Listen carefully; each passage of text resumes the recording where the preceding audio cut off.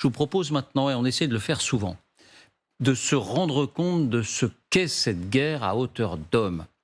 Et nous sommes parvenus, on en a vu un court extrait, mais on va détailler les choses parce que on ne comprend pas, quand on est profane, ce qui se passe précisément sur le terrain. Nous sont parvenus 2 scènes très éloquentes de ce que représentaient ces quelques mètres, mètre après mètre, gagnés par cette armée ukrainienne. Ce que ça représentait en termes de sacrifice, en termes d'efforts, en termes de blessés et en termes de morts aussi. Regardons ces 2 scènes, vous allez peut-être nous aider à les comprendre. Voici les indispensables avec Quentin Bérichel. Bonsoir Quentin. Bonsoir David, bonsoir à tous. Alors c'est un assaut ukrainien contre une position russe. On n'est pas sur les grandes lignes de défense. On est avant cela, mais c'est cet assaut que vous allez nous montrer. Oui, on va d'abord situer les lieux, David. Nous sommes dans les environs de Bakhmout, sur l'un des fronts les plus actifs de la contre-offensive ukrainienne. Les hommes que l'on va suivre appartiennent à la 3e brigade d'assaut ukrainienne. La scène est filmée par l'un des soldats. Ils sont d'abord dans un char, vous le voyez, seul le pilote à gauche a la tête en dehors du véhicule. Il vient de repérer une position russe. L'assaut est immédiatement lancé. Les Ukrainiens font feu, les Russes répliquent. On compte 5 soldats ukrainiens plus le pilote qui est derrière. Ils sortent un à un. Ils sont bien reconnaissables grâce à ces adhésifs de couleur bleue sur leur casque et sur leurs bras. On les avait déjà remarqués lors de précédents assauts. Sans doute le marquage qui indique qu'ils appartiennent au bataillon formé par les pays occidentaux pour la contre-offensive.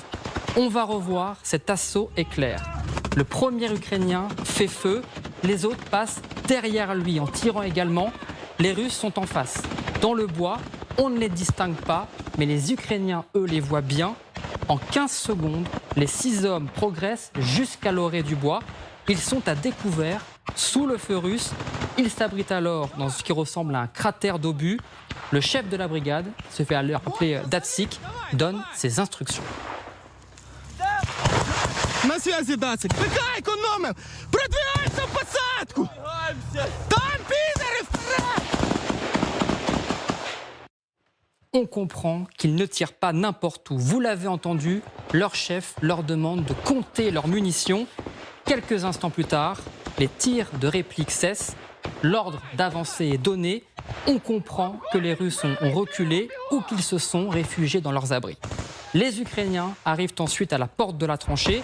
On ne sait pas si des Russes se trouvent à l'intérieur. Le soldat qui filme lance alors une grenade qui explose.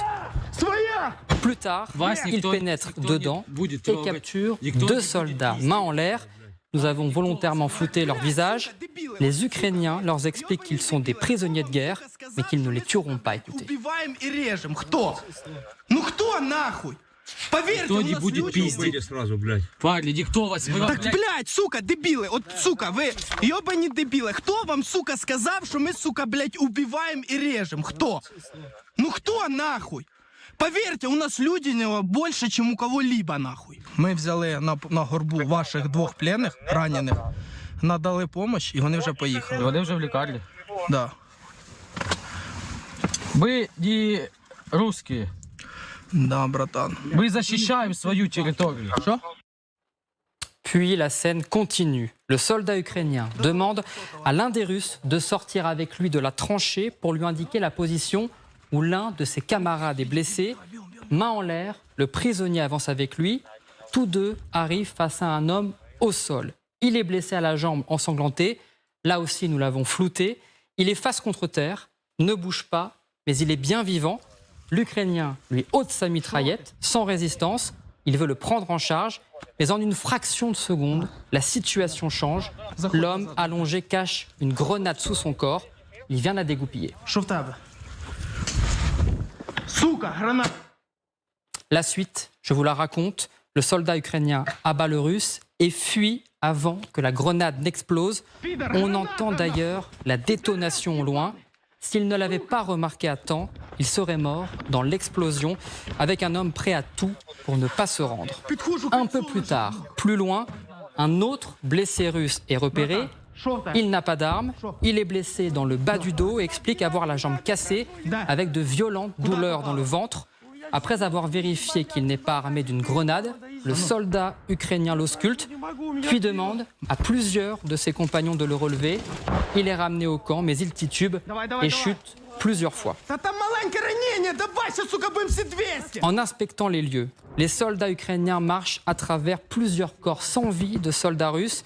Avant de quitter la position, les Ukrainiens font de nouveau feu, même s'il n'y a plus personne. Москва, сука! Москва, аминь, нахуй!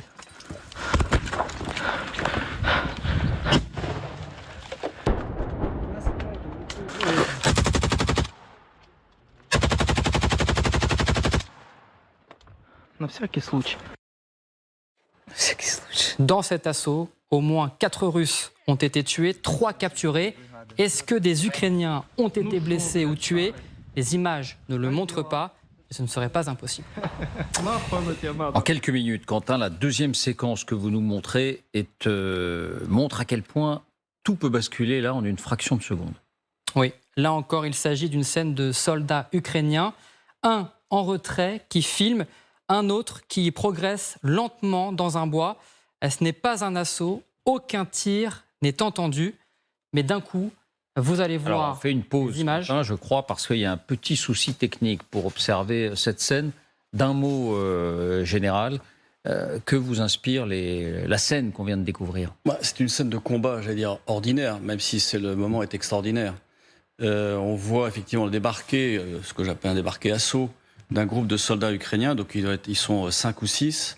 Ce qui m'étonne, moi, c'est que le véhicule qui les transporte, en fait, n'utilise pas sa mitrailleuse sur la lisière, alors qu'en fait, en appuyant, normalement, c'est ce qu'il fait. Les soldats sortent un par un et tirent. On voit bien la consommation de munitions, à tel point, c'est que le chef de groupe dit « Gardez vos munitions, limitez la consommation ». Ça, c'est toujours la maîtrise du feu qui est absolument nécessaire. Ce qui est bizarre, c'est que la position russe, en fait, elle regarde de l'autre côté de la lisière. Donc, c'est comme s'ils arrivaient dans le dos. Et je pense que ces soldats russes, avant d'être sous le feu des tirs directs d'armes légères d'infanterie utilisées par les soldats ukrainiens, ont dû prendre des tirs d'artillerie parce que, en fait, certains sont déjà blessés, voire d'autres morts. Et je ne pense pas que ce soit les tirs que l'on voit là qui aient tué ces soldats russes. Donc, en fait, je pense qu'ils ont dû prendre des tirs d'artillerie avant, ce qui les a assommés. En général, c'est ce qui se passe. D'ailleurs, on va utiliser d'abord l'artillerie pour ensuite faire progresser l'infanterie et la cavalerie, donc les chars, avant de prendre une zone. Ensuite, la réaction, j'allais dire, qui tire une grenade dans les trous, ça c'est logique, c'est-à-dire ça évite, effectivement, s'il y a des soldats qui s'y sont retranchés, ça évite qu'ils se fassent tirer dessus. Qu'ensuite, ils disent ouvertement, effectivement, que ce ne sont pas des assassins et qu'ils ne seront pas là pour les tuer. Ça, c'est le cas de tous les soldats. Quand ils sont faits prisonniers, ils craignent une chose, c'est qu'effectivement, l'adversaire n'en profite de leur état de faiblesse pour les tuer et les éliminer. C'est une scène de combat malheureusement ordinaire et c'est ce que vivent sans aucun doute les soldats ukrainiens et les soldats russes au quotidien. Donc on imagine bien, j'allais dire, la peur, le stress que ça génère, les camarades blessés, tués, ceux qui cherchent à piéger pour essayer d'en détruire un maximum, tel ce soldat russe qui cache une grenade sous lui pour essayer de tuer en même temps que lui meurt un soldat, voire plusieurs soldats ukrainiens. Donc on voit bien, c'est du combat d'homme à homme, c'est pas du corps à corps, mais en tous les cas, c'est de la vision directe, c'est les yeux, c'est du combat les yeux dans les yeux. Et les risques qui sont pris, et c'est ce que montre cette autre scène, Quentin. Oui, là encore, il s'agit de soldats ukrainiens, un en retrait qui filme, un autre qui progresse lentement devant lui dans un bois. Ce n'est pas un assaut, les tirs ne sont pas fournis, mais d'un coup...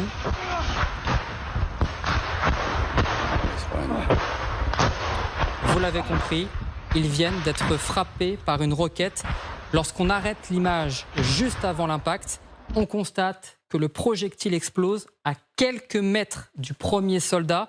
À première vue, difficile d'imaginer qu'il s'en sorte vivant. Eh bien, quelques secondes plus tard, regardez, ce même soldat se relève et marche vers son camarade qui filme. Il est miraculeusement indemne, en tout cas, avec des blessures superficielles.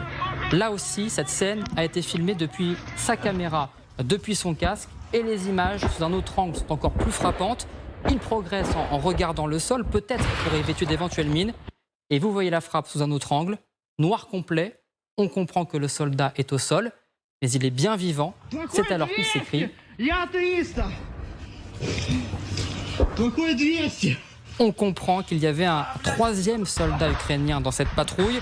Celui-ci progressait devant ses camarades. La frappe a donc fait un mort. Elle aurait pu être plus meurtrière. Merci Quentin.